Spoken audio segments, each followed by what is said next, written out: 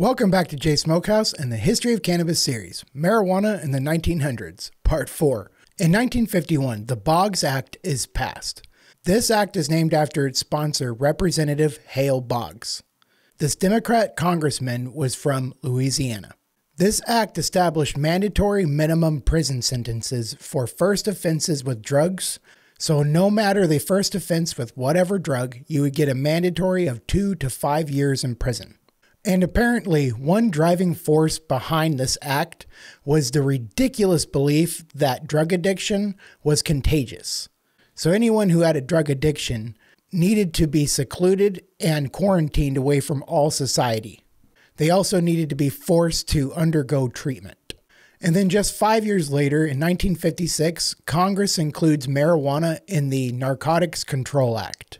The significance of this is that it leads to stricter mandatory prison time. It actually moves to 2 to 10 years of minimum prison time for just marijuana possession. It would also add a fine of up to $20,000 on top of that prison time.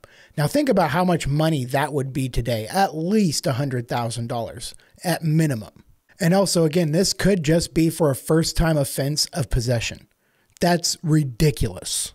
And then in 1961, the UN comes together to have a convention.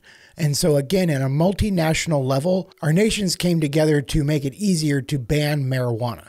At the single convention on narcotic drugs at the UN, it makes a new rule in Article 49.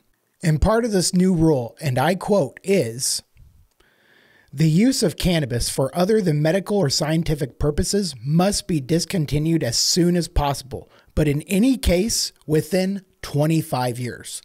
Why? It astounds me that they cared so much about this plant. Why not in 25 years end world hunger? What on earth? It makes you wonder, do they really care about helping us or do they care about controlling us? And then in 1964, a Dr. Raphael Machulum, I think that's how it's pronounced. I'm not a Hebrew scholar, so please let me know if I'm pronouncing that incorrectly. He was a professor of medicinal chemistry at the Hebrew University of Jerusalem. He is credited as the first to identify delta-9 THC and that it was the main psychoactive component in cannabis. He is also the first one to actually synthesize THC. And then in 1968, the University of Mississippi becomes the official grower of marijuana for the United States federal government. Now, I wonder what they did to get that. But then also in 1968, on April 8th, President Johnson himself creates the Bureau of Narcotics and Dangerous Drugs, or the BNDD. Not really catchy, is it? And apparently this was created by the fear of how much marijuana was being used by the hippie movement. And again, also in 1968, on November 1st, the UK government's Advisory Committee on Drug Dependence comes out with the Wooten Report. This report found, and I quote, "The long-term consumption of cannabis in moderate doses has no harmful effects.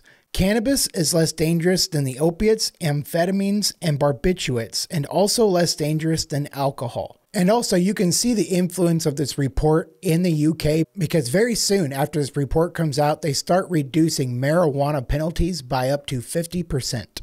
So in 1944, New York found out that it wasn't that harmful. And then also again in 1968, England found out it wasn't that harmful. And so what on earth was going on? You got to wonder. So let's go ahead and review. Number one, in 1951, the Boggs Act is enacted. This made marijuana penalties mandatory of 2 to 5 years.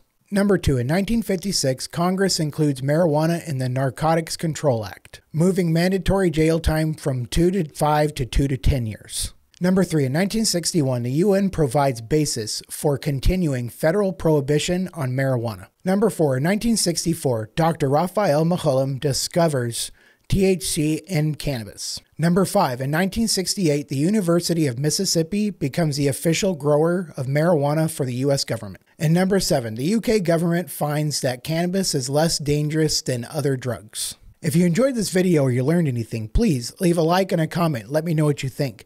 And don't forget to subscribe and hit that bell button so you can stay up to date with videos coming out in the future. And now, as always, Jay is going to go smoke a J.